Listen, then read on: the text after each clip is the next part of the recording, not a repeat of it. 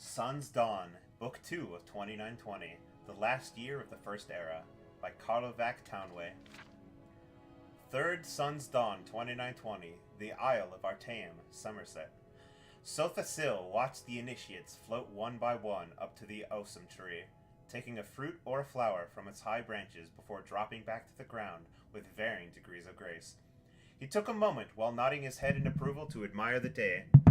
The whitewashed statue of Sirabane, which the great mage was said to have posed for in ancient days, stood at the precipice of the cliff overlooking the bay. Pale purple prosado flowers waves to and fro in the gentle breeze. Beyond, ocean, and the misty border between Artaeum and the main island of Somerset. By and large acceptable, he proclaimed, as the last student dropped her fruit in his hand. With a wave of his hand, the fruit and flowers were back in the tree. With another wave, the students had formed into position in a semicircle around the sorcerer. He pulled a small, fibrous ball about a foot in diameter from his white robes. What is this? What is this? The students understood this test. It asked them to cast a spell of identification on the mysterious object. Each initiate closed his or her eyes and imagined the ball in the realm of the universal truth.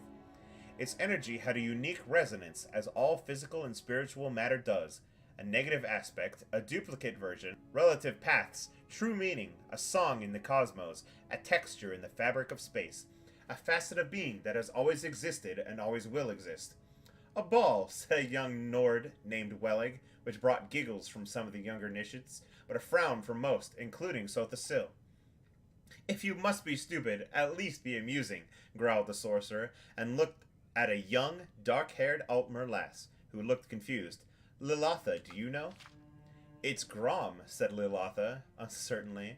What the drow meth after it, they've Carvanism, but very good, nonetheless, said Sothasil.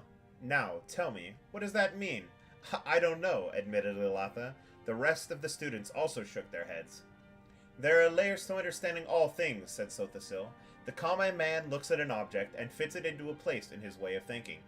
Those skilled in the old ways, in the way of the Psijic, in mysticism, can see an object and identify it by its proper role. But one more layer is needed to be peeled back to achieve understanding.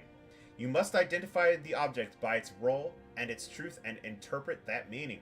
In this case, this ball is indeed Grom, which is the substance created by the Drow, an underwater race in the north and western parts of the continent.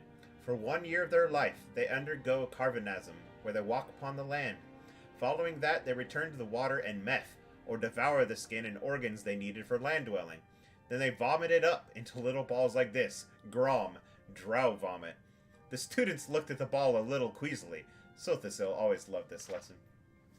Fourth Sun's Day, 2920, the Imperial City Cyrodiil. Spies, muttered the Emperor, sitting in his bath, staring at a lump on his foot. All around be traitors and spies. His Mistress Regia washed his back, her legs wrapped around his waist. She knew after all these many years when to be sensual and when to be sexual. When he was in a mood like this, it was best to be calmly, soothingly, seductively sensual, and not to say a word unless he asked her a direct question, which he did. What do you think when a fellow steps on His Imperial Majesty's foot and says, "I'm sorry, Your Imperial Majesty"? Don't you think, "Pardon me, Your Imperial Majesty" is more appropriate? I'm sorry. Well, that almost sounds like the bastard Argonian was sorry, I Miss Emperor Majesty, and that he hopes we lose the war with Marland. That's what it sounds like. What would make you feel better? Asked Regia. Would you like him flogged? He is only, as you say, the battle chief of Solrest. It would teach him to mind where he's stepping. My father would have flogged him. My grandfather would have killed him, the Emperor grumbled. But I don't mind if they all step on my feet, provided they respect me, and don't plot against me. You must trust someone, she asked. Only you, smiled the Emperor, turning slightly to give Regia a kiss, and my son Julek, I suppose, though I wish he were a little more cautious. And your council? And the potentate? Asked Regia. A pack of spies and a snake, laughed the Emperor, kissing his mistress again. And they began to make love, he whispered. As long as you're true, I can handle the world. 13th of Sun's Dawn, 2920, Mournhold, Morrowind. Tarala stood at the black, bejeweled city gates. A wind howled around her, but she felt nothing. The Duke had been furious upon hearing his favorite mistress was pregnant and cast her from his sight. She tried again and again to see him, but his guards turned her away. Finally, she returned to her family and told them the truth. If only she had lied and told them she did not know who the father was. A soldier, a wandering adventurer, anyone. But she told them that the father was the Duke, a member of the House Indoril. And they did what she knew they would have to do, as proud members of the House Redoran. Upon her hand was burned the sign of expulsion. Her weeping father had branded on her. But the Duke's cruelty hurt her far more. She looked out the gate and into the wide winter plains, twisted, sleeping trees, and skies without birds. No one in Morrowind would take her in now. She must go far away. With slow, sad steps, she began her journey. 16th of Sun's Dawn, 2920. Senchal Anaquina, modern day elsewhere. What troubles you? Asked Queen Hasama, noticing her husband's sour mood. At the end of most lovers' days, he was in an excellent mood, dancing in the ballroom with all the guests, but tonight he retired early. When she found him, he was curled in the bed, frowning. That blasted bard's tale about Polydor and Eloisa put me in a rotten state, he growled. Why did he have to be so depressing? But isn't that the truth of the tale, my dear? Weren't they doomed because of the cruel nature of the world? It doesn't matter what the truth is. He did a rotten job of telling the rotten tale, and I'm not going to let him do it any more. King Drozel sprang from the bed. His eyes were roomy with tears. Where did they say he was from again?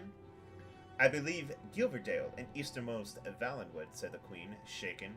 My husband, what are you going to do? Drozel was out of the room in a single spring, bounding up the stairs to his tower. If Queen Hasama knew what her husband was going to do, she did not try to stop him. He had been erratic of late, prone to fits and even occasional seizures. But she never suspected the depths of his madness, and his loathing for the bard, and his tale of the wickedness and perversity found in mortal man.